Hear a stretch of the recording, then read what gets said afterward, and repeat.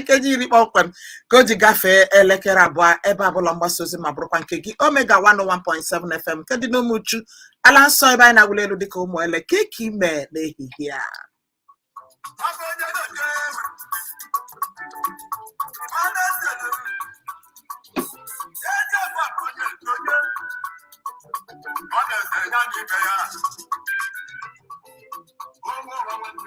Nsogbu adị ọ bụrụ kene na onwere onye ọ na-ese gịnị ana m arịọ gị kụjụọ o maka na nwanne onye adịkwanụ maka iwe ọ kpasuru ibie na-eru n'ọkpụkpụ iwe nwanne ma ọlị apụghị iru n'ọkpụkpụ.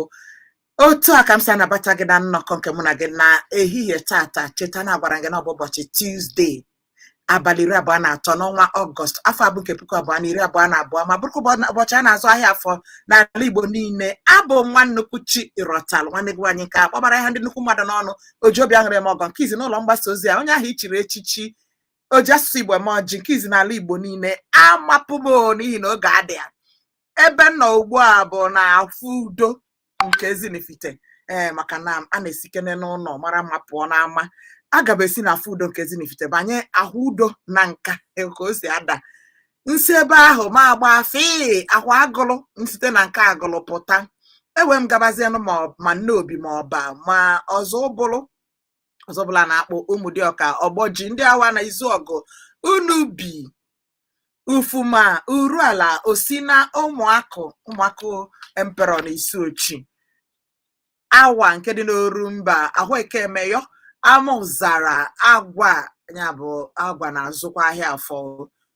Enwekwara obodo ọzọ Oguta obibi ọchasị Ọsụmoru Ibiasa egbe Ajị Isiokpo Iseke nke anyị aka awọ na nna atọ Ezira Ụkpọ Ụmụduru Egbe Agụrụ Ikpem na mba anọ Awụ Idemmili Mmakụ Ugwuene Ikenga Amesi Ọgwa na mba itoolu nke dị na steeti Imo. Mgbe mbụ ha na-azabụ mba itoolu Ikeduru ugbu a ha na-azazi naanị mba itoolu. Mpụtụ nke dị na Ọgbaru na steeti Anambra echezọkwaghị m ahịa Afọlọkpụ Ukwu ebe m ga-anọzi wee chịkọọ na nzụcha nke tata bụ na Ezinifite Nnewi afọ be Princess Benedict Obika nwanne igwe na-eje ụka. Otu a ka m ga-esi wee zụọ na nke tata ya sịkwana na mbịa n'ọdụ ahịa gị na ị gaghị achọrọ m something ị ga-achọrịrị something ma lezie anya ka ị ghara iji azụ iko ma nyere mmadụ ihe ọ dị ya mma. Ịma na a na-ekwu ya ọ dị ka ịma ihe bụ azụ iko ibi epido iko eji ama ihe epido ya aka ịkpachie ka ọ ghara ịmatacha ihe ga-eruru onye ahụ ị na-efe ya enu wee na-ama nke ahụ bụ ihe ọjọọ ka ọ bụ maka na onye na-eresi ya bụkwa nwanne gị.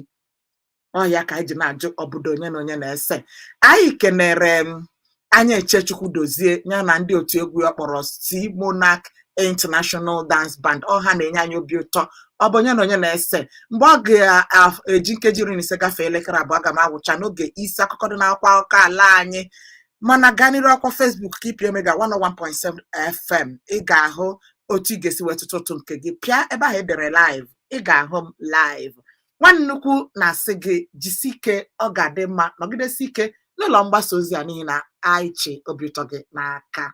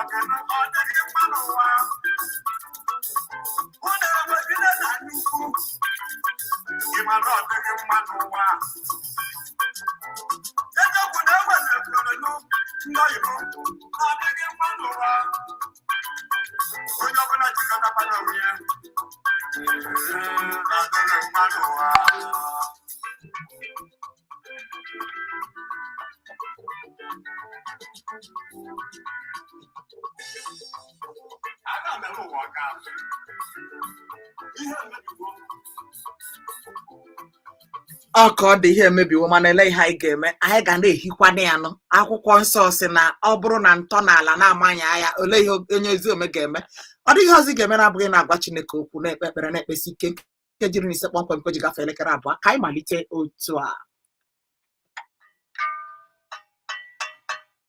oge asụsụ n'ụlọ mgbasa ozi Omega 101.7 FM Umuchu ị gaghị echekasịzi onwe gị ma ọlị. Oge isi akụkọ dị n'akwụkwọ akụkọ ala anyị naanị n'Omega 101.7 FM Umuchu sonyere na anyị.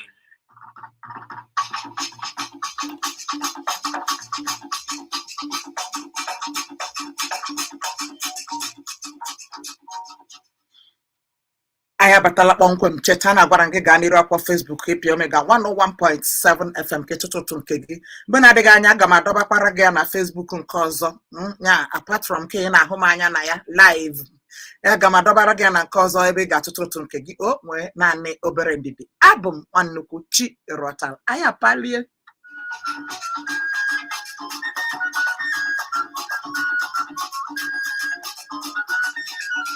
na ngwangwa etu nsi amalite bụ na site n'akwụkwọ akụkọ Punch gee ntị Soludo inaugurates Anambra Joint Accounts Committee dịka m gụrụ gị na nchịkọta akụkọ Ọchịọha steeti Agbaka Mmụta Chukwuma Soludo o hiwela otu kọmiti ga na-ahụ maka akpa akụ jikọtara ọnụ na okpuru ọchịchị ime obodo niile nke steeti Anambra.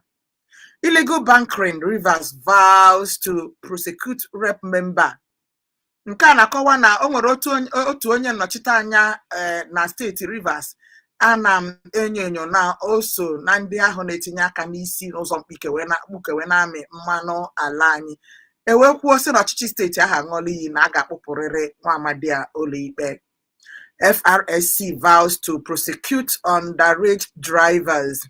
Otu aka akwa ụlọ ọrụ a na-ahụ maka ejana n'ala anyị a na-akpọ Federal Road Safety Commission Federal Road Safety Corps na ha aṅụọla iyi na ha ga-akpụpụrịrị ụmụaka na-etozubeghị ịnya ụgbọala ha hụrụ n'ụzọ. Ana m echekwa na nke a bụ n'ihi ya bụ nwatakịrị a sị na-erubeghị oge ịnya ụgbọala were nnọọ trela ya bụ ụgbọala nke na-ebu ma ngwongwo ma mmanụ wee gasukasịa ndị mmadụ suo ụgbọala ise ọzọ ma gbukwa ọtụtụ ndị mmadụ. Eleghị anya ọ ga-abụ maka ihe nke ahụ. People with dementia are not witches group. Ofu otu na-akọwa na ndị ọ na-abụ ọnọkata ha na-ekwugheri kachasị ndị mere n'okenye na-adịghị aghọtachazi ha na-ekwu na a na-eti olololo na ndị abụkwa amosu abụghị m na-ekwu nọ ndị a na-ekwu ebe a. I left PDP over zoning Anambra LP candidate. Onye nke a na-akọwa na ihe kpatara ya ji hapụ otu ndọrọndọrọ ọchịchị People's Democratic Party wee banye otu Labour ya nke ndị ọrụ Labour Party bụ n'ihi na abịara sị na agaghị na-aga m eme ọchịchị onye o rutere na steeti Anambra. Ma dị ha ga na-akwa akụkọ nchịkọ ya kọmakọma Soludo inaugurates Anambra Joint Account Committee. Ọ dị ma agụrụla m gị nke a ka m gbapụ ya ọsọ ka mgbocha na nke a na-ekwusi ASUU Katsina lecturers to embark on total strike. Otu jikọtara ndị nkụzi mahadum ala anyị na mpaghara nke steeti Katsina ha ṅụọla iyi na ha ga-agba abọ ọrụ nke kachasị ibie nke kacha nke ndị otu ha na-agba. Amaghị ihe kpatara ojikwu nke a. Sokoto CP warns officers against extortion unprofessional conduct. Onye isi ndị uwe ojii na steeti Sokoto na-adọ ndị otu aka na ntị ha kwụsị na-ana ndị mmadụ ngarị na aka azụ ma ụmụ ihe ndị na-ekwesịghị ọrụ a. Nasarawa 6 Kwankwaso supporters die in auto crash. Nke a na-akọwa na mmadụ 6 ndị na-akwado Ọchịọha steeti Kano na mgbe gara aga bụ Rabiu Musa Kwankwasi a n'otu ndọrọndọrọ ọchịchị ya bụ New Nigerian People's Party na ha anwụọla n'ihe mberede okporo ụzọ ebe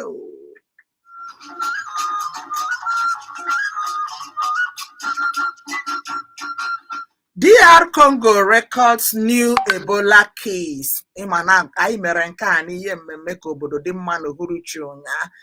Ọ bụrụ na ị geghị ihe mmemme ahụ ihe na-efunahị gị ngwa nwanne echi bụ Wednesday o jiri ọkara gafee elekere 6 anyị ga-emekwa ihe yiri nke ahụ.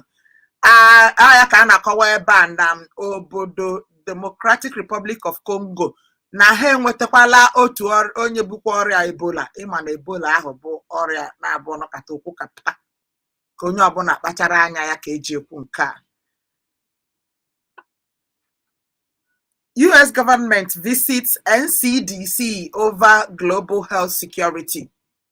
Ọchịchị mba US ya bụ America ezitela ndị nnọchiteanya ha ka ha gakenele na ụlọ ọrụ ala anya na-ahụ maka mgbochi na ọgwụgwọ ọya ka a na-ekwu Center for Disease Control. Ha agaala njem ebe ahụ ka ha na-akpakwụkwọ isi ọnụ mara ka a ga-esi na-ebuso ụmụ ọrịa mkpokapụ na ọrịa na-efe efe agha n'ala Nigeria. NSCDC seizes 16,000 liters of stolen petroleum products. Nke a na-akọwa na ụlọ ọrụ nchekwa Nigerian Security Defense Corps, Civil Defense Corps na ha ejichiela ihe ruru lita puku 60 mmanụ ụgbọala ezuru n'ụzọ mkpuke.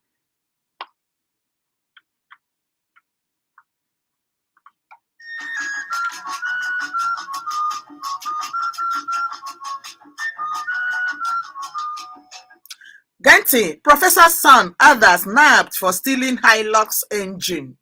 Otu nwa onye ọka mmụta na ndị otu ka a na-ekwu na nwụchikọla ha n'ihi na ha gara wee zuo obi na-enye ụgbọala a na-akpọ Hilux, ya ụgbọala nke a na-arịta elu eji aba ime ọhịa. Ịma na ọtụtụ amaghị na ime ọhịa ka ọ na-adịkarị mkpa na ya. Na ha gara ga buru obi na-enye ya ọkụ bekee kpọrọ engine. Gaa n'akwụkwọ aka kegọọ ya nke ọma. Atiku Obi Slam FG Shetima sells Tinubu's candidacy. Genti ọzọ, Atiku Obi Slam FG Shetima sells Tinubu's candidacy.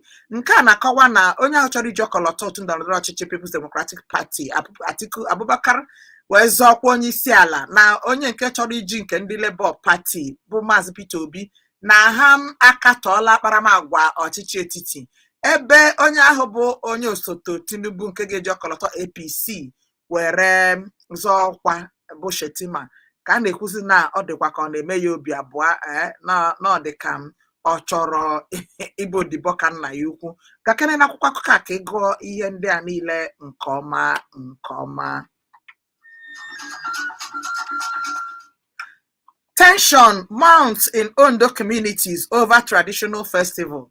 Nke a na-akọwa na ọtụtụ obodo na steeti, ọtụtụ ogbe n'ime steeti Ondo n'ụjọ ọjizi ha n'ihi na o nwere mmemme ọ na-abụ ha na-eme mmadụ a na-efu ebe ahụ. Ọ dị egwu. Lawyer sues Buhari or others over NDDC management. Otu onye ọkaiwu akpụgana onye isi ala na ndị ọzọ dị iche iche ụlọ ikpe nyekara anya bụ oku ha na-akpọ kemgbe ka a hazigharịa ọnọdụ ewe hibe otu ga na-ahụ maka ụlọ ọrụ ahụ akpọrọ Niger Delta Development Commission, ya bụ ụlọ ọrụ ehiwere maka ọdịmma ndị bi na mba mmiri. Another Amechis Ali dumps APC for PDP. Otu onye ọnụ na-eru n'okwu ma bụrụkwa onye amara amara na-esote onye bụbu minista njem okporo ụzọ bụ Rotimi Amechi na otu onye oti mkpu ahapụkwala otu ndọrọndọrọ nna ya ukwu bụ APC wee makpuo na nke PDP. SDP disowned spokesperson over comment on Tinubu. Otu Social Democratic Party ka a na-ekwu na ha achụọla otu onye okwupụta okwu ha n'ihi okwu ahụ o kwuru megide akachibụ steeti Lagos bụ Bola Ahmed Tinubu, onye ahụ ga-eji ọkọlọtọ otu ndọrọndọrọ ọchịchị APC wee zọọ ọkwa. Plot to remove Adamu mere social media talks. Plot to remove Adamu mere social media talks. Nke a na-akọwa na ihe niile a na-akọ na chọrọ ịchụpụ onye isi oche otu ndọrọndọrọ ọchịchị APC n'ọkwa na ọ bụ naanị na ọgbọ nzisa ozi ka a na-ahụ nke a. Amaghị m onye na-ekwu nke a, gaa n'ebe a ka ị gụọ ya nke ọma.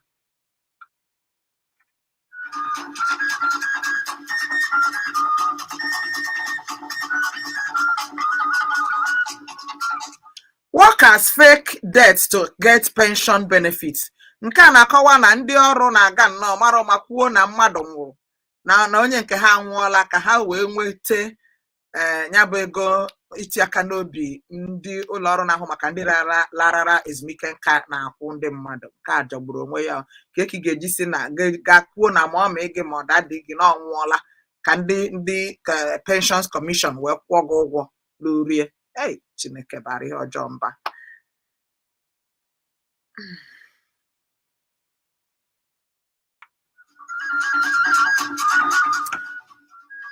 All firms owe banks 5.93 trillion amid losses theft. Onye ka na-akọwa na ụlọ ọrụ nrụpụta mmanụ ma ndị mpecha mmanụ ma ndị ngwupụta ya ji ụlọ ọba ego etiti ala anyị ego dara ụda ịtarị naira 5 na ụma ijeri naira 93 ọtụmasị gị na a na-ezu ha ohi ya bụ na ihe ndị ọzọ dị iche iche. Amaghị m akwụkwọ akụkọ Punch na-akọ nke a.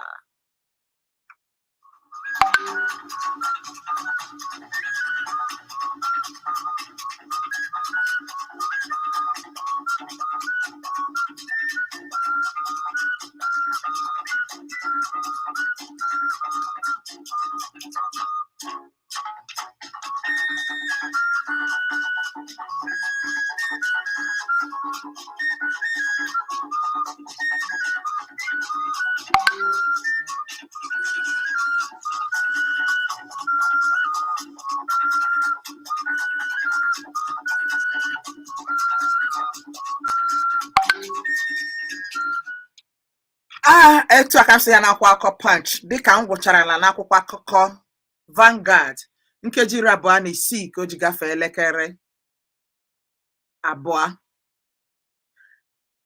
ASUU has my 100% support. Deji Adeyonju backs prolonged strike. Onye a na-akọwa na ịhụrụ nkwụsị a ndị na-agba abụghị ọrụ bụ ndị nkụzi mahadum jụrụ na ha agaghị akwụsị abụghị ọrụ a na ya kwụ ha n'azụ tụnchịm. Amaghị m ihe mere o ji kwu nke ahụ. Ọtụmasị gị na ha na ọchịchị etiti emeela nzukọ kpaa ọbụbọ ọchịchị etiti wee kweta na aga akwụ ha ụgwọ ha sịkwazie sị kwụọ ha ụgwọ ọnwa 6 ha nọrọ n'ụlọ enweghị ha rụrụ arụ. 2023 with our manifesto, APGA will sweep Delta poll, says Omaruaye.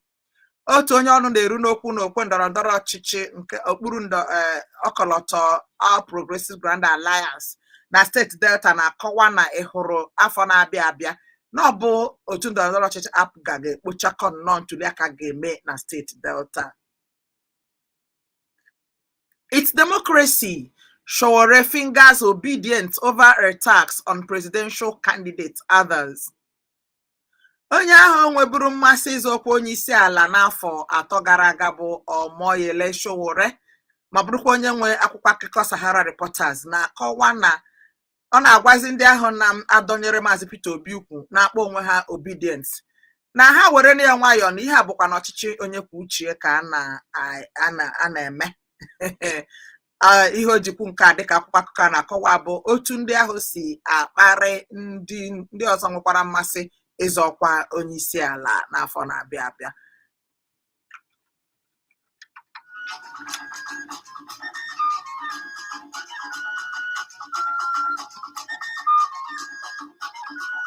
We need bridge builders to unite Nigeria, Okowa. Onye ahụ enyere ọkọlọtọ dịka onye ga-azọkwa osote onye isi ala n'afọ na-abịa abịa n'okpuru ndọrọndọrọ ọchịchị PDP aka na-achị steeti Delta, Maazị Senator Patrick Okowa na-ekwu na ndị a chọrọ achọ bụ ndị ga-ejikọta ala Nigeria ọnụ. Amaghị ihe kpatara ojikwu nke a.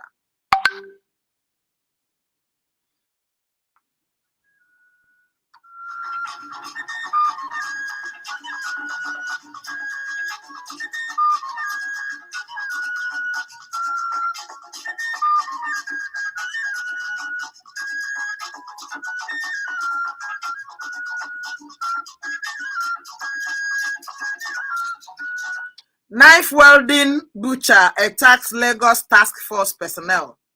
Nke a na-akọwa na otu onye na-egbu anụ n'ọrụ onwe na-eso mma ya ka ofu onye na-ana ụtụ na steeti Lagos gara ka ọ na-aya ụtụ onye a wee were mma ọ na-eso wee mee ya ihe ọkwa na akwụkwọ akụkọ Vanguard ka ị ga-agụ nke ọma o.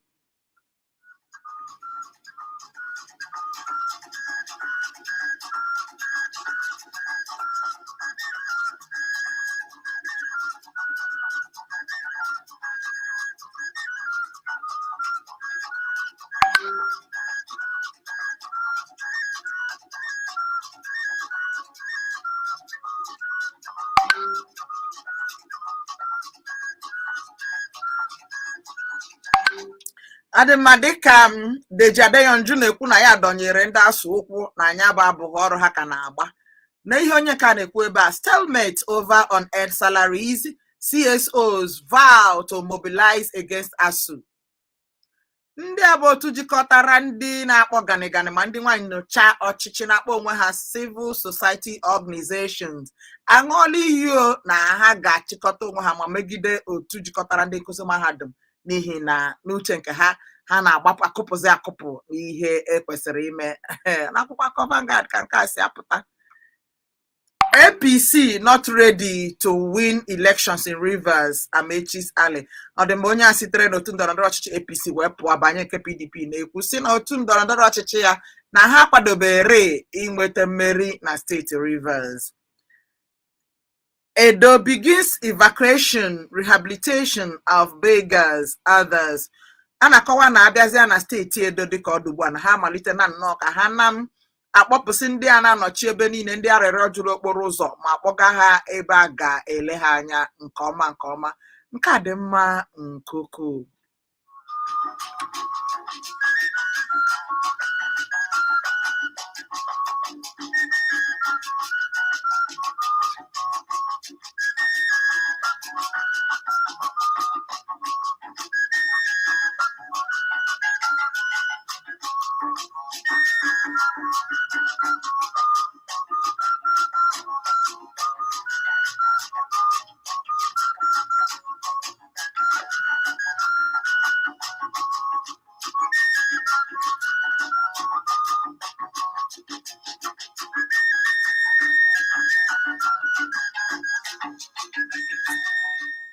(2023) Shekarau dumps Kwankwaso's NNPP. Dịka ị na-anụ na aka ahụ chịburu steeti Kaduna ka a na-ekwuzi na ọ sịkwazi na ya na otu NNPP agaghị arụkwazi ya bụ ọ gbahapụla Kwankwaso onye ahụ chọrọ iji ọkọlọtọ NNPP wee zọ ya New Nigerian People's Party wee zọkwa onye isi ala n'afọ na-abịa abịa.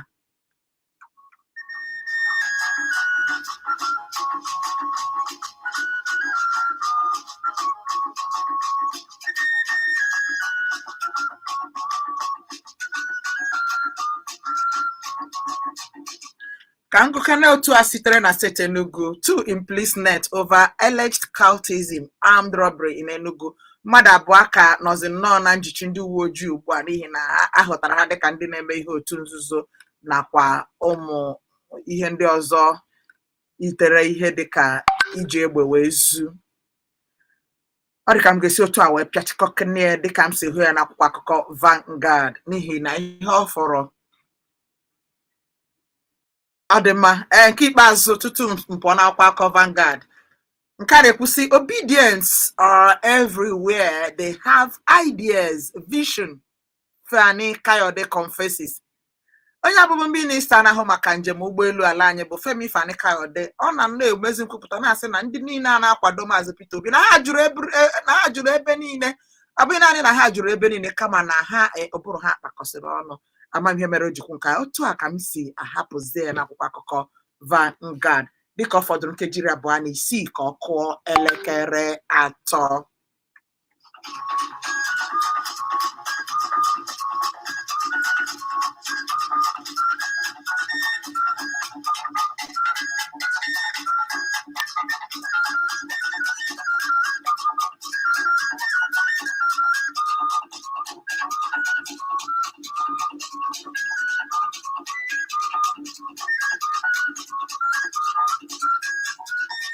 Ebe nnugbu a bụ n'akwụkwọ akụkọ Leadership. Igbo youths asked Buhari to end insecurity or resign. Otu ndị ntorobịa ala Igbo agwala onye isi ala bụ Muhammadu Buhari ka ọ mara ihe ọ ga-eme kwụsị enweghị ezi nchekwa dị n'ala anyị ma ọ bụ osi n'ụlọ ọrụ ya ahụ pụọ. Insecurity, timber shades take over yam market as Taraba farmers flee settlement. Nke a na-akọwa otu enweghị ezi nchekwa a na-ekwukwa na ndị a na-akọpụta ji na steeti Taraba na ha gbaziri ọsọ n'ihi enweghị ezi nchekwa. Ọ dị egwu ebe ọ bụzi ndị na-elezi osisi na ịmụ ihe ndị ọzọ bụ ndị juziri na ọdụ ahịa ha. ọ dị mma ka nọ site nke ọma n'ihi na ọtụtụ akụkọ gbara elu na akwụkwọ akụkọ Daily Sun. Ana m abịa o.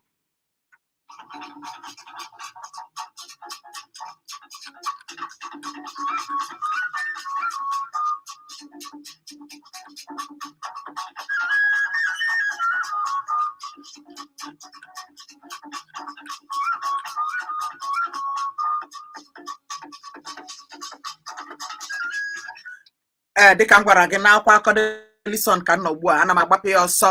2023 Labour Party pledges to reposition Nigeria na nhọpụta ọchịchị afọ na-abịa abịa. Otu ndọrọndọrọ ọchịchị ndị Labour, ya bụ ndị ọrụ ala anyị, ndị otu Maazị Peter Obi ekwela nkwa na ha ga-ahazigharị ọnọdụ n'ala Nigeria. Abia APC Guber candidate picks woman as running mate. Otu onye ahụ chọrọ iji ọkọlọtọ otu ndọrọndọrọ ọchịchị APC wee zọọ ọkwa na steeti Abia na ọ bụ nwaanyị ka ọ kpọrọ dịka osote ya.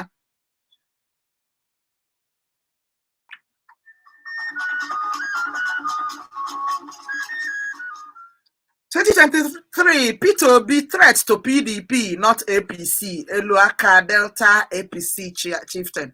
Ọ dị m onye ọnụ na-eru n'okwu n'otu ndọrọndọrọ ọchịchị Progressive Congress na steeti Delta na-ekwu sị na ndị na-ama jijiji n'ihi Peter Obi gbasatara nhọpụta ọchịchị afọ na-abịa abịa bụ ndị otu ndọrọndọrọ ọchịchị PDP, ya People's Democratic Party, na ọ bụghị nke ya bụ APC. Adị egwu amaghị ihe kpatara o jikwu nke a gaa n'akwụkwọ akụkọ Daily Sun nke gụọ ya nke ọma.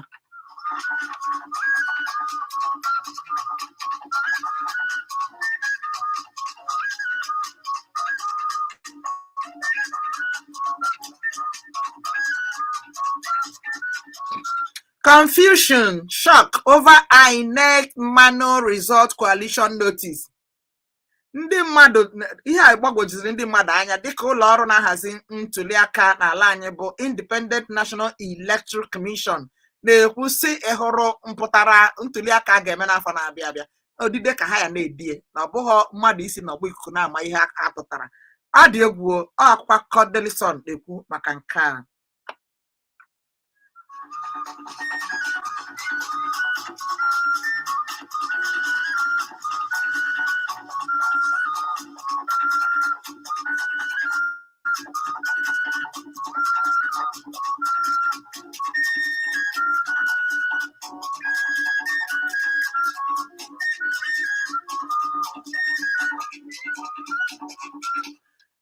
Nke ikpeazụ eleghị anya na nke a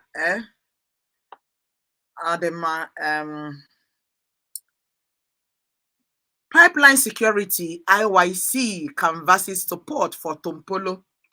Nke a na-akọwa na dịka ọ gbasatara enweghịzi nchekwa maọbụ ichekwaba ọwa mmanụ dị iche iche n'ala na mba mmiri, ka otu kpọrọ onwe ha Ijaw Youth Council, ya bụ ndị ntorobịa n'ala Ijaw, na-arịọzi ọchịchị etiti ka ha kwagide onye otu ndị mende onye agha isi ekwe ọnwa mara amara mgbe ahụ bụ gọọmenti Ekpemupolo, a na-akpọ eji Tompolo wee mara sị kwagide ya na ọ ga-echekwanwu ọwara mmanụ dị n'ala ha.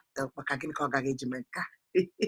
Ọ bụ na ịma na isi mkpi dị n'akpa mkpi, eshekwa aga eshe. N'ezie ị ga-akpọ m n'akara ekwentị 08151017777 maọbụ 09071121017. Mbụrụ na m echigata aga m aga ya n'obi nwayọọ nwayọọ. Ebe a ka ị ga-atụtụ ụtọ nke gị.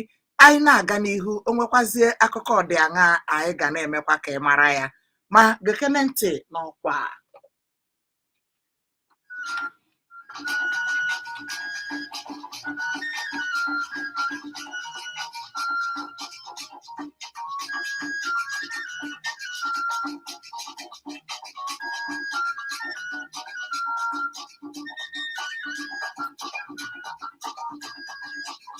Ị chọrọ isonyere anyị n'ihe emereme a?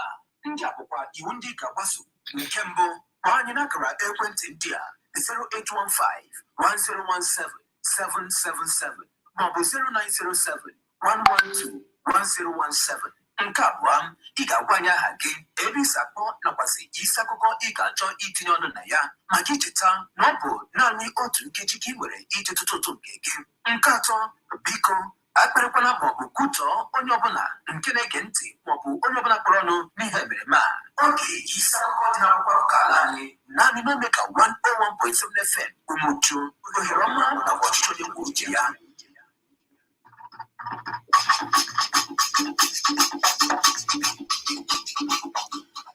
Elụla ya ịbata ebe a iji nnọọ nwayọ gaa n'isiokwu ịkpọgodu na izizi n'akara ekwentị a ga-akpọ ugbu a ikwuo isiokwu nke ị chọrọ itinye ọnụ na ya ka ị wee gaa na ya ịga na ya etụtụtụ nke gị ka anyị wee na-aga. Cheta na ọ bụ akara ekwentị 0815 1017 777 maọbụ 0907 112 1017. Eleghị anyị na-akpọ ma ịdịghị enweta, amaghị m ihe ekwentị dị nga na-eme ka njegodu chigata ka mara ihe a ga-eme ya.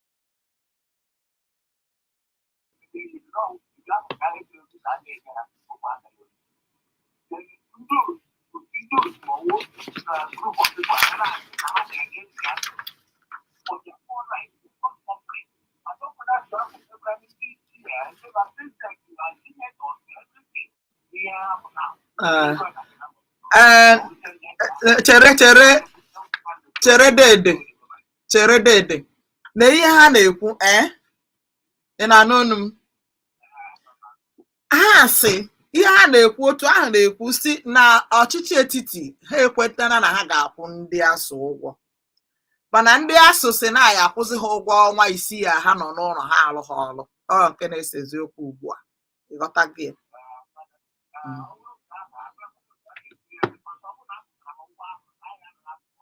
ọ dị mma ndewo ọ dị mma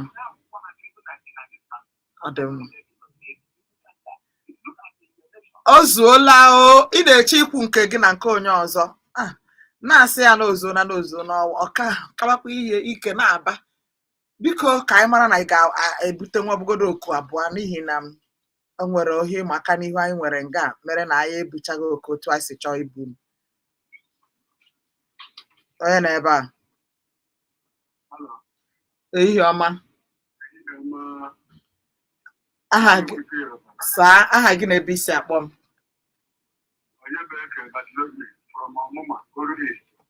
ndewo ka anyị n'onu gị dede ihe m na-esi n'ụlọ ọwụla ihe gbasara abụba ọrụ ndị afọ ahụ o kwesịrị na onye ọrụ ga-enwe ụgwọ ya ọ nwere eziokwu na ndị gọọmenti ekwerele ịkwụghị ụgwọ ahụ ịkwụ ndị afọ ụgwọ ahụ ọ wụrụzie ọnwa isii ha nọrọ anọ ebe ihe nwe okwu mana ana m asị na o kwesịrị ka akwụkọta ha niile n'ihi na ọ na-akwụrụ ha ụgwọ ha ma abụghị ọrụ ha ọ dị mma ndewo o dede m ọ dịkwa ka anyị ga-akwụsị ebe ahụ efe adị nwa ka anyị mara na otu oku ọka ga-abata ka anyị gbalịa onye nọ ebe a ehihie ọma o ehihie ọma ọ na-aha ngịkwa aha nga na-ama anụ ihe ị na-ekwu dede ehihie ọma sizikwa m n'aka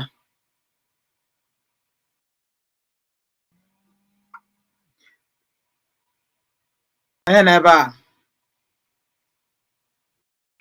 ehihie ọma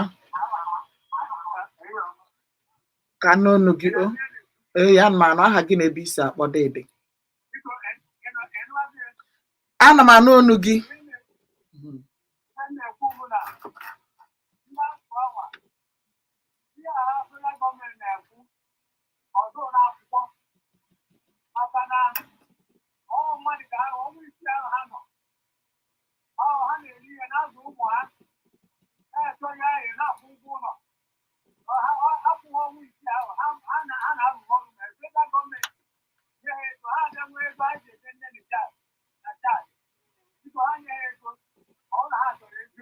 ọ dị mma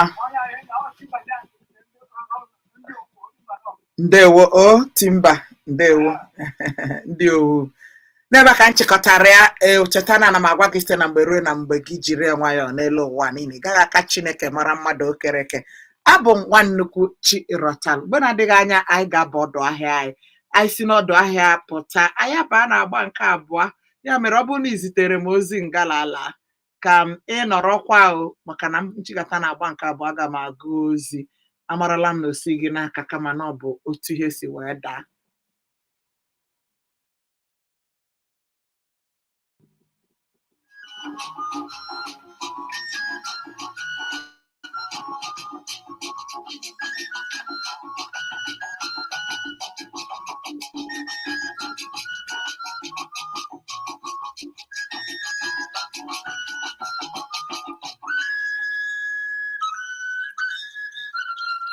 echiche na ntụnye otu ndị a niile abụghịkwa nke ụlọ ọrụ mgbasa ozi Omega 101.7 FM Umoju kama ọ bụ nke ndị niile na-akpọtụrụ anyị n'oge ihe emereme a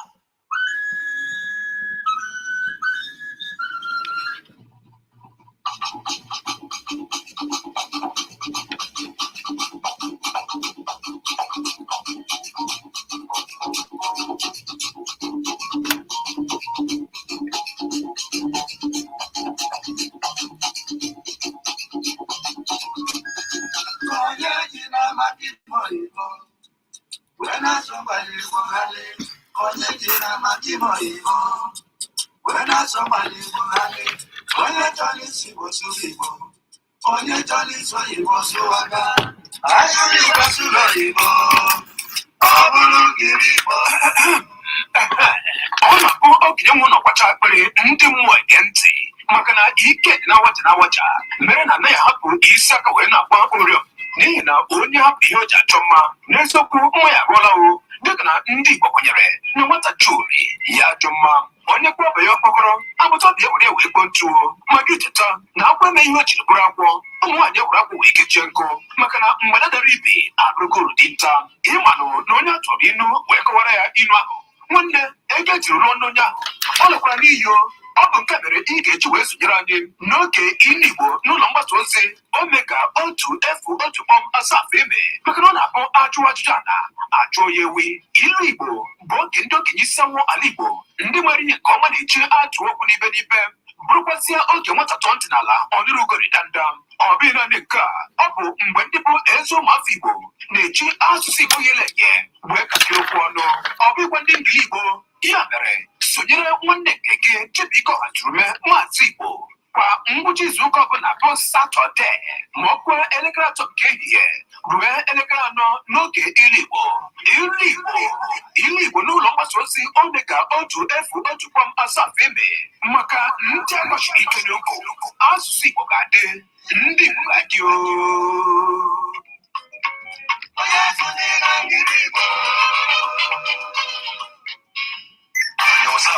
Let's go!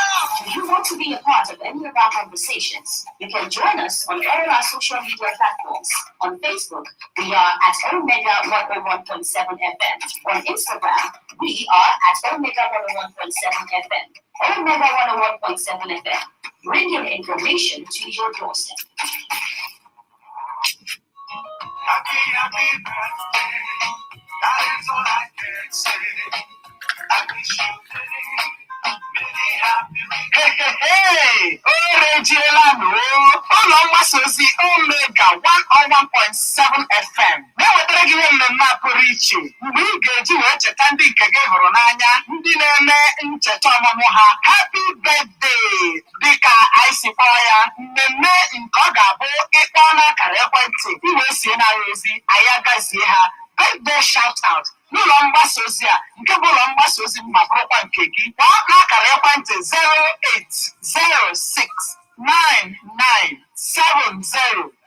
08066997005 ọzọ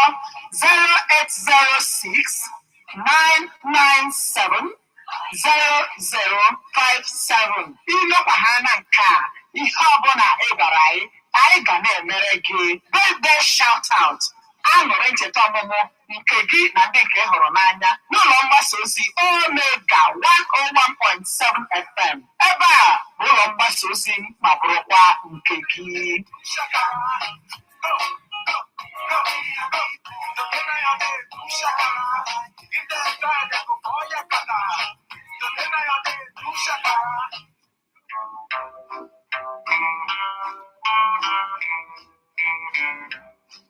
This world is not my home. I'm just a N'ikele Chineke ekele ezi ndụ ebere nke ọma ka ezinụlọ dịbe ezi Ikechukwu nnọkwu n'obodo Udo Village na-akpụ n'okpuru ọchịchị Agwata na Anambra steeti jiri na-ekwupụta ọnwụ nke nna ha nwanne ha nwoke nwanne nna ha ọgọ ha nwoke nakwazi nna ha bụ Nze Emmanuel Aka Kene nnọkwu onye a na-etu echi dị ime oge ọ nọ ndụ ọ gbara afọ 88 tupu ọ nwụọ ndị a bụ usoro elimozi ya Tuesday abalị 28 23rd August n'afọ 2022 a ga-amụrụ ya n'abalị na gwurube ya dị na Udo Village na akpụ Wednesday abalị 24 24th August n'afọ 2022 a ga-akara ya ụka onye nwụrụ anwụ na gwurube ya emechaa enye ozi ya mmemme akwamozu agaba n'iru ebe ndị ọgọ ndị enyi nakwazi ndị niile na-echere ezinụlọ ahụ ezi echiche ga-abịazi mgbaru Tuesday abalị 25 25th August n'afọ 2022 ndị mgbaru ga na-aga n'iru Sunday abalị 28 28th August a ga-akara ya oge ịtụ mmamma n'ụlọ ụka St. Paul's Catholic Church akpụ ndị ahụ bụ onye nju ọnwa gụnyere ụmụ ya tinyekwazara ọtụtụ ụmụ papa ka mkpụrụ obi gị zuru ike n'udo n'onwe amen ọ bụ ebe ya tiri aka n'ọkwa.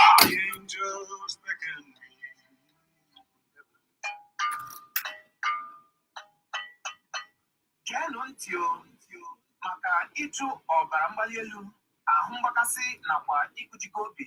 Na-ege ntị na redio mụ ma bụrụkwa nke gị, Omega 101.7 FM Umuju.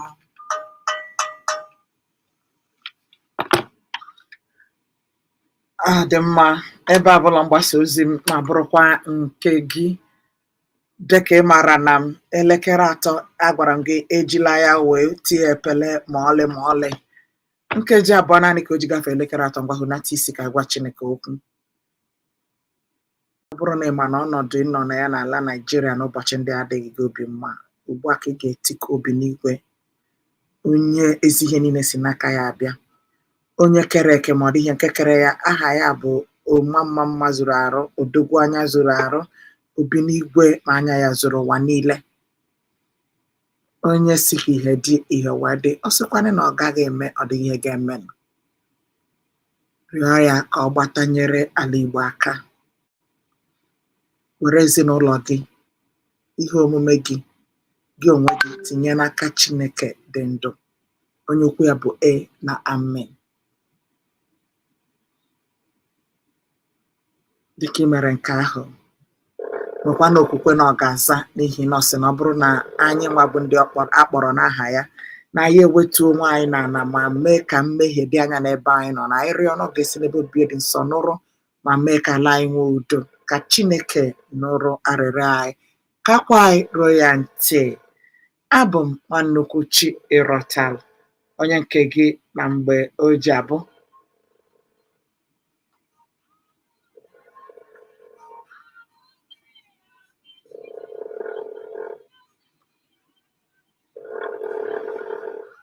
Ọ dị mma, nwayọọ nwayọọ ka anyị na-afa aba na-agba nke abụọ, n'ihi na ọ gaghị adị anya anyị atụpịa isiokwu nke anyị nwere tata n'oge ahụ anyị na-akpọ ọnọdụ nleba anya. Mana tutu ruo oge ahụ, ka anyị kụpụkenere egere otu mkpụrụ egwu a nke ga-eme ka ịhazie onwe gị nke ọma ka mụ na onwe m nọzitekwazie nke ọma iji wee duba gị na isiokwu nke anyị nwere na-agba nke abụọ. Ịmara na nke tata na-akwụsị ma o jiri ụfọdụ nkeji 15 ka ọ kụọ elekere 4, n'ihi na azụmahịa nwere ike ịbata ihe anyị ga-ahapụ ya naanị n'otu ụzọ ahụ. Nọzite nke ọma n'ihi na ndị egwu m kpọrọ oku, ha na-asị m na ọsịsọ ka ha mee gị nwa obi ụtọ.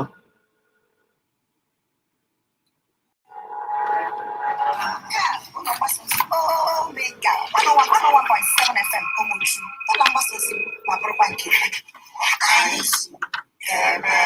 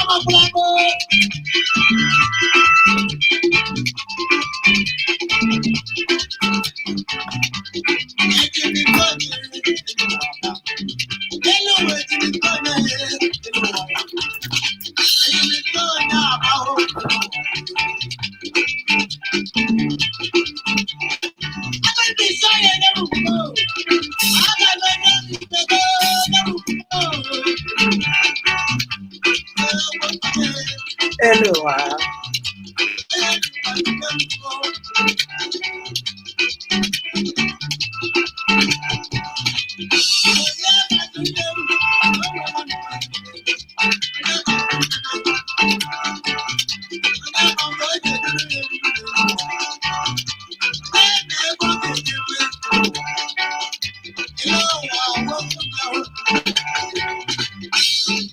Ọkụ ome nkeji iri kpọmkwem ka o ji gafee elekere 3 agwara m gị na nke tata anyị ga-ebido ya n'oge n'ihi na ọ ga-akwụsịkwa n'oge. Anyị na-ekele Dr. Saworio ọla na mmụọ mana o nwere ndụmọdụ ọ na-adụ n'egwu ahụ gị nye m ugwu m na-enye gị nke gị ịma ihe kpatara ya.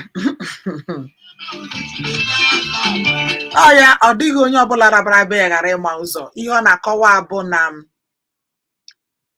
mmadụ bịa be gị nọgide nọchịchịcha gịnị akpacha ụgbọgbọ niile unu nwere ịkpa n'ụbọchị ahụ. Onye ahụ ewee sị na ọ chọọla ịla gị, biko gị dupụọ ya. Fukenie as honor, fukenie as love in action. Maka na ọfịahụ ya ahụ ibini tichasị ụkwụ ya ticha akpị ya pụọ, mana ọ hụrụ gị n'anya as if na ọ chọghọ ka unu party ways, o wee sị gị dupụga ya. Ụfọdụkwa n'ala Igbo a na-asị na dupụga mba egwuregwu na onwe onye na-abịa ghara ịma ụzọ ya. Nkwanye ugwu ka ọ bụ. Igekwazie ntị egwu a ka ọ na-aga n'ihu ọ na-asị na ugwu bụ nkwanye nwaanyị ji wee mụta ibe, mana anọ dịka ọ dị tata n'ala Nigeria malite n'isi ndị ọchịchị wee ruo n'okpuru ndị a na-achị achị na-eche na nkwanye ugwu ka dị. ịma ihe njikwa o nwere akwụkwọ akụkọ anyị gụrụ ebe a otu onye na-asị ndị nwanụ unu weekwana ya nwaanyị ọ na-akparịzi na mmadụ ọ kacha n'ebe ndị ntorobịa nọ a na-agwa ndị ntorobịa m na-akpali all these presidential candidates ndị a pụtara ịzọ ọkwa onye isi ala n'afọ na-abịa abịa n'ụlọ na-akparị ha ụnụ agwazina ha ụmụ okwu dịbara agha ọ na-akparịzi ha mana nke bụ eziokwu bụ nyochakene ndị niile apụtaranụ na-azọ ọchịchị which of them bụ nke testable power at all in for the first time na ala Nigeria? That's not. Ha niile achịchago in one way or the other. Ụfọdụ anọgidego na senate afọ 15, ụfọdụ bụcha secretary former permanent secretaries, ụfọdụ bụrụ nke ụfọdụ bụrụ governors, former governors, ụfọdụ bụrụ vice president. So they've all tested power in one way or the other. Yet, I know that this situation in Nigeria. So ndị ntorobịa binizie sị na ha achọzi onye lu onye jide nke follow nwere nke nwanụ watch na ụbọchị a si jide your broom na ha will not do again, hold your broom will not do again, hold your umbrella will not do again, hold your nke nwa will not do again. Na agwacha ndị ọchịchị niile a na-agwa ndị ha ma na ha nọgo n'ọchịchị na this system for some years. You to say ha anyị emezia ọ bụ iwu eriwo m ọja ha dog ya ka anyị ga-ekwu agba nke abụọ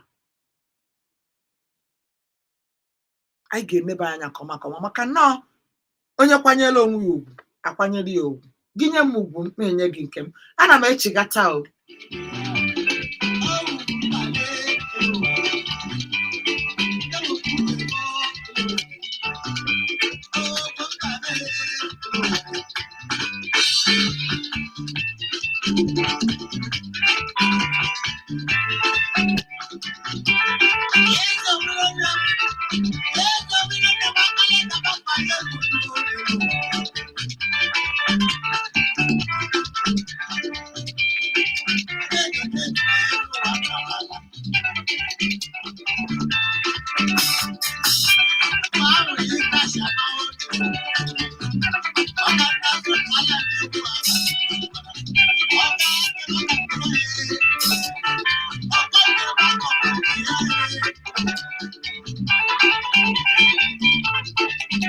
ọ dị egwu ọka m na-azụ kara m n'ihu ya machịkwa m aka gwara ya ọka nke m akọghị ike ya nkeji iri na ise kpọmkwem ka o ji gafee elekere 3 ka anyị sike n'otu a wee malite.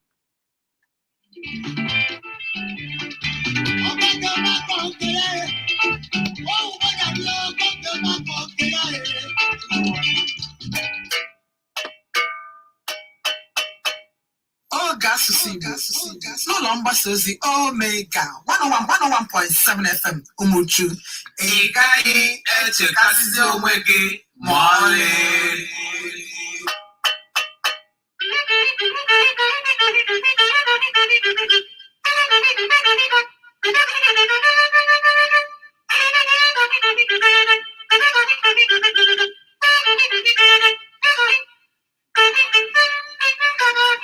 Nigeria.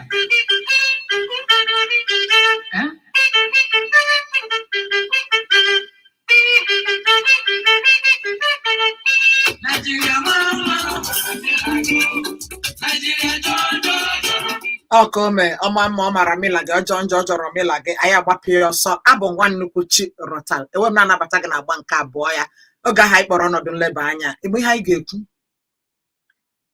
afọ 5 gara aga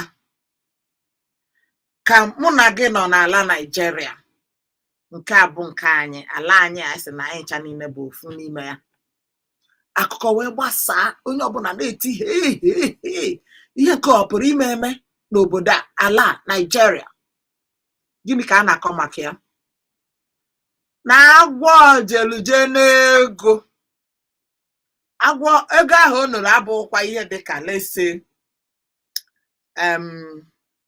maybe ịtọgbọ ihe dịka 1000 naira na ebe na-epụtazi efọzi asị na agwọ ọkwụrụ ya by the way agwọ na-ata ego enweghị ụbọchị ijegide nọ si na maọbụ megide nwa nyocha gị na-eme na ọgbọ nzisa ozi maọbụ nke Google maọbụ ebe ọbụla maọbụ nke ndị ka ihe a na-akpịa ndị melụ study eji ama maka reptiles. Ikirigide na-asị agwọ nọ na-ene ego na nwezi ihe ọzọ agwọ na-eri nọ ego ka ọ na-ata ifunu gị ọ na-eme. Ewesị na agwọ nụrụ ego dara ụda 36 million ya bụ nde naira 36 n'ụlọ ọrụ ndị JAMB ya bụ ụlọ ọrụ a na-ahụ maka nhazi ule ndị chọrọ ịba mahadum n'ala Nigeria ka emere 36 billion. We woke up one day na ala Nigeria 5 years ago 2018 anọ na agwọ nụrụ 36 million n'ụlọ ọrụ ndị JAMB.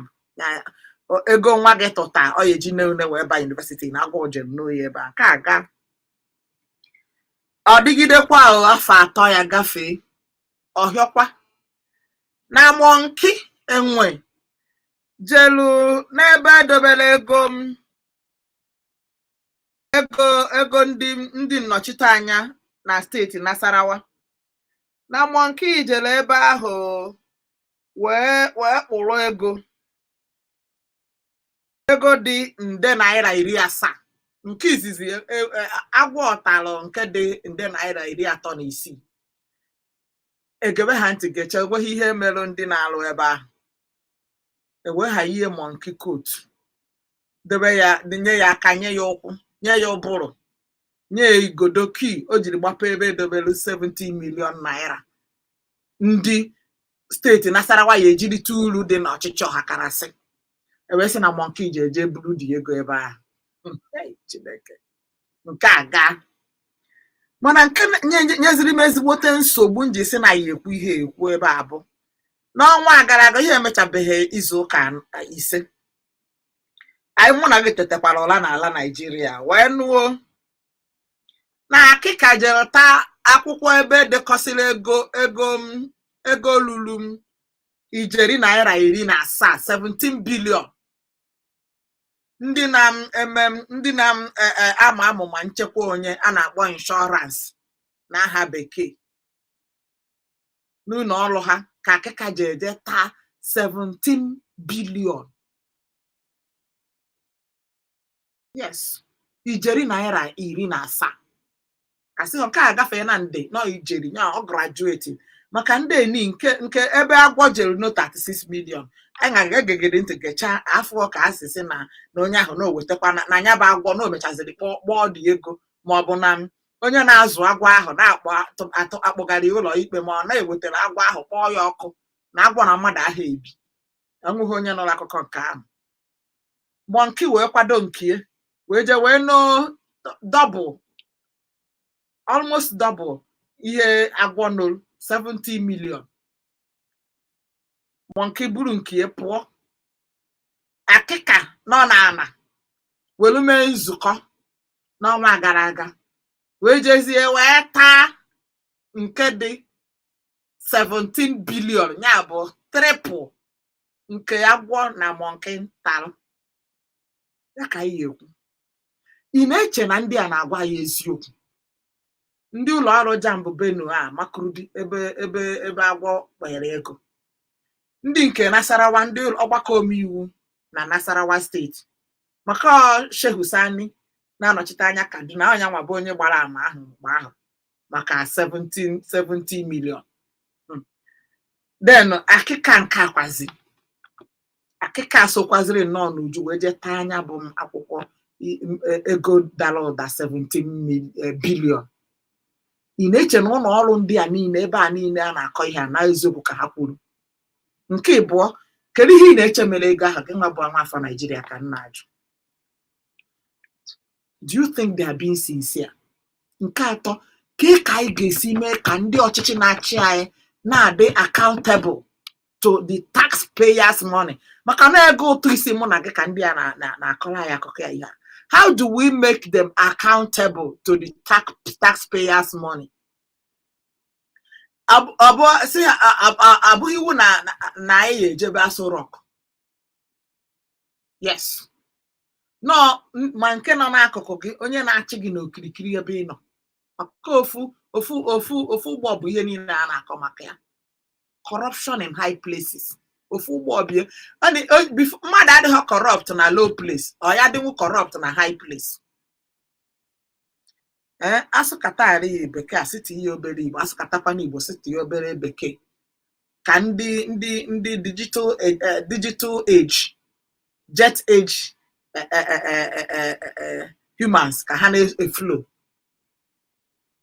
How do we make authorities concerned accountable for the taxpayers' money? Tax mụ na gị na-akwụ ka a na-akọ akụkọ ihe a na-agba ka moto na ya. 08151017777 maọbụ 09071121017.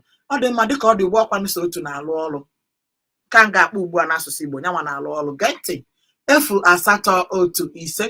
08015017777 Glow line ya ka ị ga-akpọ ịkpọ ikwu ebe isi akpọ m ka iwe tụtụtụ nke gị. Ị hụrụ ala Naịjirịa ọ ga-adịrịrị mma.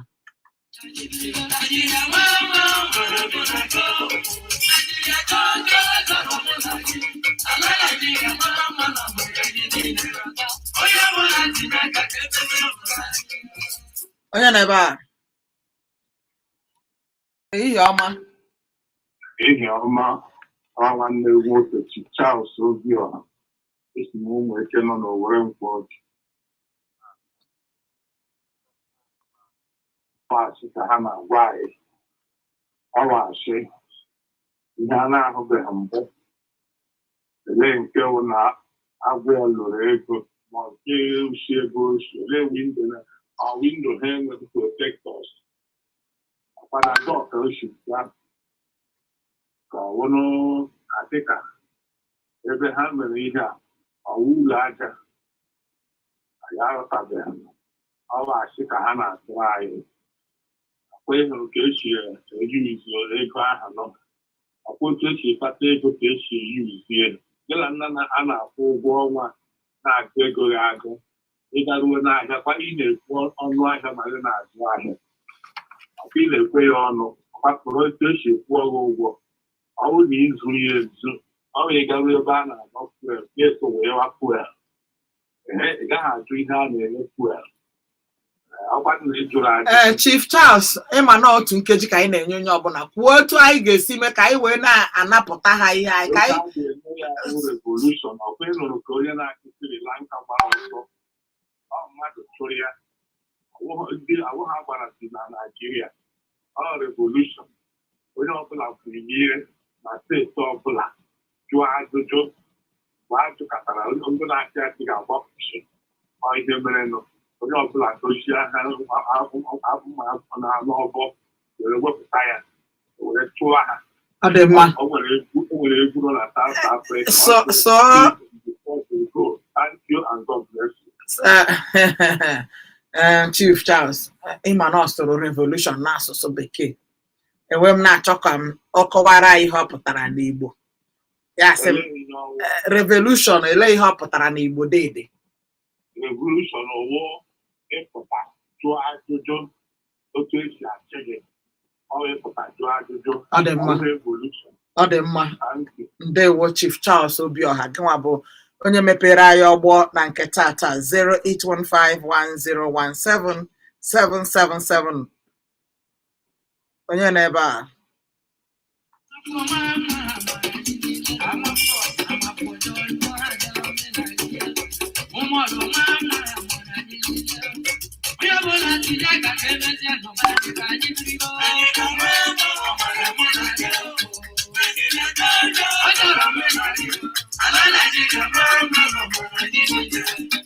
Onye nọ ebe a. Nọ n'ebe a Emmanuel ebe ka isi na-akpọ anyị. Ihe ọma nnọọ. Onye ọbụla ma na Afrịka ndị a na-atụ ọ bụ ihe ihere na obodo anyị na-eme onwe ha ihere n'ime mba Afrịka niile. Ha ga-elezi anyị anya dịka ndị dị amụ ihe. Monkey, Urego, Akeka, Ata Ego, Abnajo, Bo, Arjana, age, I know now, computer age. Of the document, the ever had the country in the half a year, computer. Kọbụna so ihe niile ha na-ekwu okwu aka nke onye ọbụla maara ọfụma otu ahụ ga-esi wee mee kwa mbọ hụ na ihe ga-akwụsị bụ ndị anyị bụ ndị a na-achị achị ịpụta n'igwe gaa ebe obi ọchịchị dị gwa ha na ihe ha na-eme akarịala anyị nwa na amapụ otu m ga-esi etinye ya ọ bụ ihe ihere ihe ndị obodo anyị bụ Naijiria ịpụta na-ekwu ọchọ okwu ya ka ogu na ọkụkọ ọma na Afrịka ha niile na-atụ ọ dị mma otu ọha m n'ọnụ ndewo dedem ị na-akpọbu anyị n'ihe mmemme a mba nke a bụ izizi m wee kpọ lee ya anyị na-emere gị ọjị ime ala daalụ ma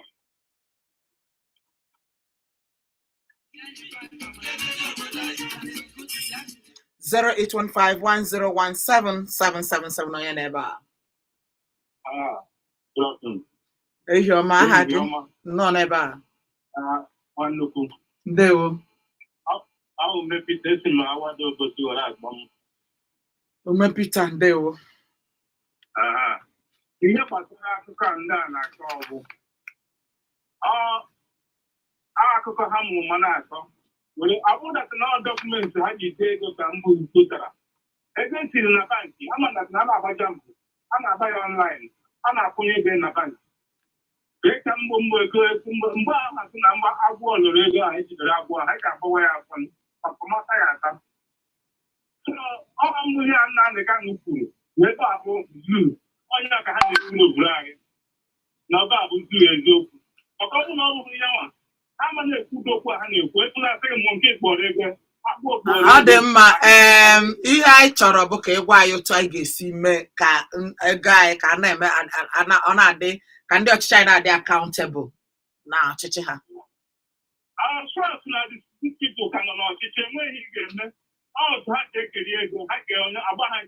Ọ dị mma ndewo 08151017777 agwara m onye ọbụla naanị otu nkeji ka anyị nyere onye ọbụla n'ebe a. Anyị amarala na maka na ihe agba n'aka ejikwana egogogbo ekirie anyị amarala na o nwere ihe dị na ya bụ akpa ekechiri ọnụ na nrụrụ aka dị in high places na n'ebe ndị ọchịchị nọ, but we want to have the solution. That's why we brought this topic. It's not enough ibi ebe lament gide iwe time mmadụ ịtọ ga-ejikwu okwu na lament without solution and we've not made any headway. Onye na ebe a. Ehi ọma. Aha gị na ebe isi akpọ m?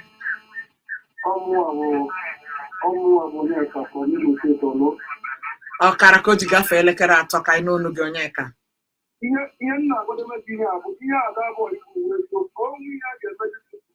Ọ dị mma ọ bụrụ na ị nweghị echiche maka solution ịhapụ na ya nụ ka ndị nwere solution nwere maka na ọ bụghị ọsọ otu onye kwuru okwu ebe a. Charles Obioha kwuru okwu o nwekwara onye ọzọ kwukwara okwu onye izizi kpọrọ anyị ebe a anyị kụrụ mgbịrịmgba ha ncha weta solution anyị chọrọ ịma solution. Onye na ebe a? Ihe ọma onye nke anyị ka bụ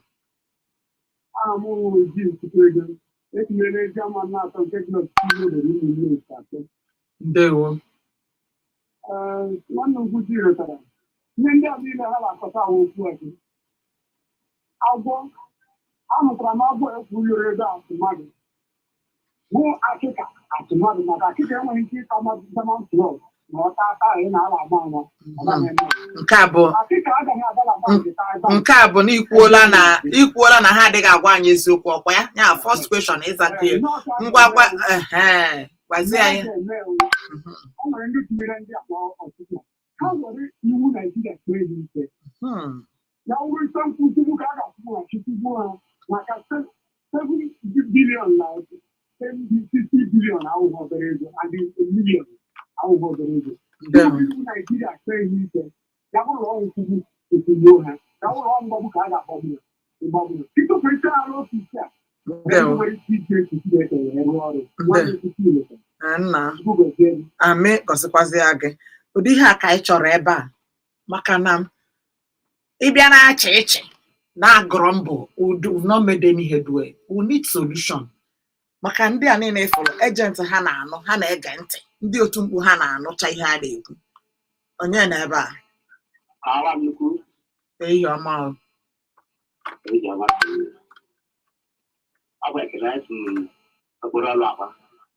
nnọọ ekele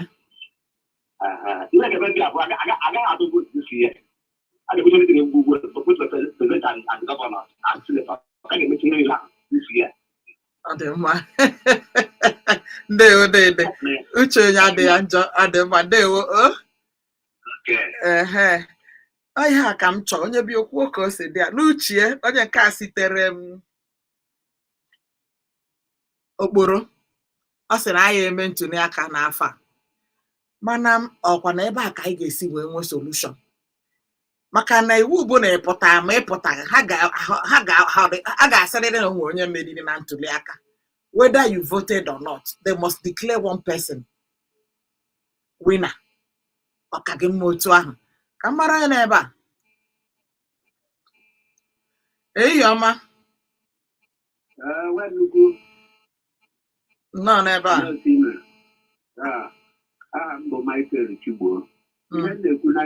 obodo ebee ka isi akpọ obodo ebee ka isi akpọ kamgbe agwọ lụrụ ego oke elu ego ha nwa na-ebe ya anọchighị ebe a na-ekwuzikwa okwu na akwa ha bụ ndị na-achọpụta ebe ego si wee fuo n'akpa Naijiria ha chọpụta nke a ọ bụ onye kwuo ihe ọhụrụ asịsị jide ekwuo ihe FCC bụ ndị na-achọpụta ebe ego fuziri fuo ha chọpụta gịnị nke a ka anyị nọ ọhịa mụnwa na-ekwu ndewo chetakwara m obodo isi kpọ na ana m ajụ gị ebe isi akpọ ị na-ekwugodu ka ọ dị gị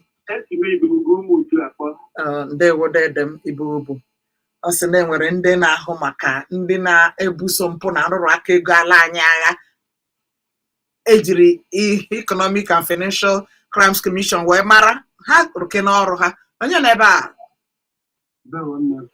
ehi ọma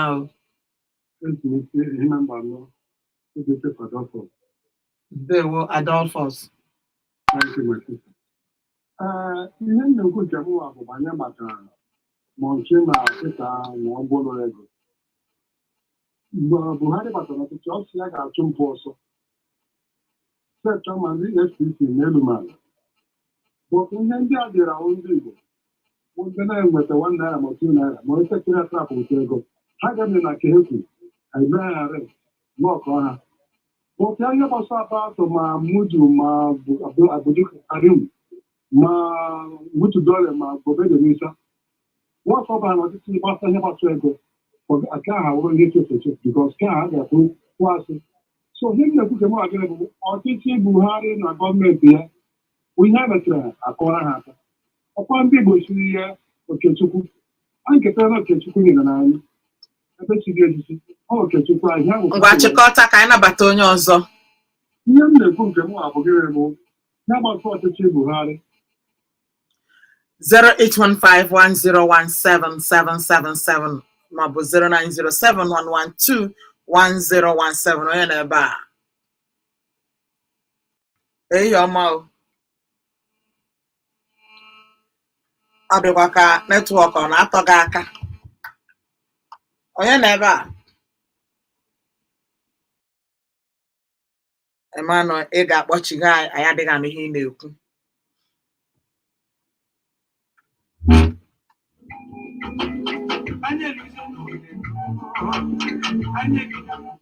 onye na-ebe a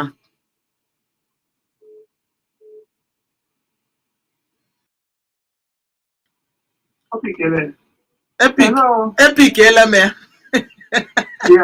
good afternoon, ma. Ehihie ọma naanị ọkara nkeji ka ị nwere I so much like your program. It's very, very important. Oh, ndewo odede m nọ n'ebe a.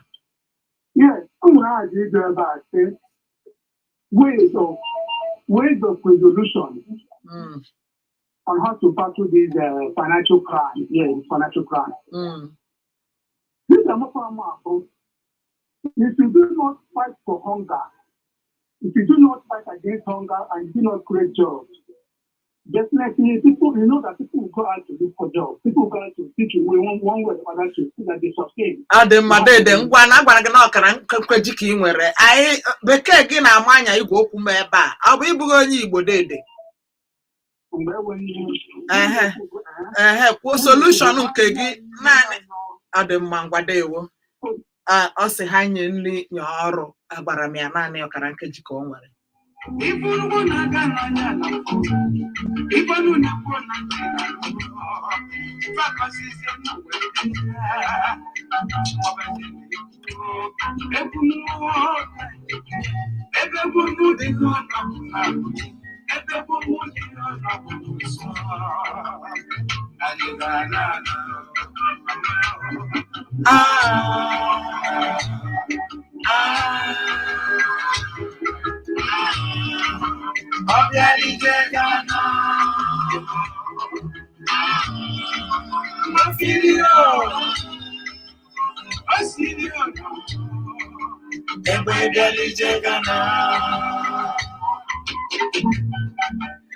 ị mara ọ na-ada otu a ị mara na nwa nnukwu na ha achịkọ nwayọọ nwayọọ mana ka mme ka ị mara na ọkụ elekere ise aga m awụcha ebe a n'oge ozi ekene tutu mgbe ahụ ọkụ elekere 4 Frankie Franca ọ nọrọlarị n'ebe a ọ ga-ewetara gị ihe mmemme aproko special ndị a akụkọ na asịrị gbasatara ndị na-eme ndị mmadụ obi ụtọ entertainment gossips and gist ị ga-anụ ya n'ebe a ma ọkụ elekere 4 tuturu oge ahụ ọ dị onye na-acha m ọkụ nga ka mara onye dị ihe a ehi ọma dede m nnọọ daalụrị nne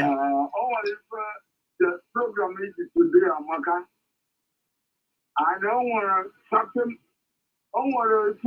values and meanings in the society. Then one of the values to go all these unscrupulous elements, which is honorable and one recall about the consistency and more government more federal house more other assembly. And recall lawyer and recall a lot. Then I want to go the journalists are the journalists are all the senior advocates and lawyers throughout the federation, they are there with said products. So they should ask.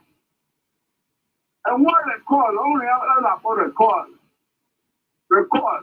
Adịmma ịma na ịgwaghị anyị aha gị odede ndewo akụnwafọ adịmma ihe ọ na-akọwa maka bekee karịrị ya n'ọnụ amara ndị a anyị tụnyere ka ha gara nọchite anya anyị ma ogo etiti ma ogo steeti ha kpọchisisi ha unu na-atabazie na onwe ihe unu rụrụ anyị na-ata na anyị achọ nwa ọ ya nwa bụ bekee niile akụnwafọ ihe mbọsị na-asụ ebe a onye ka m kenere ndewo nna Babylon ọhụrụ nnọọ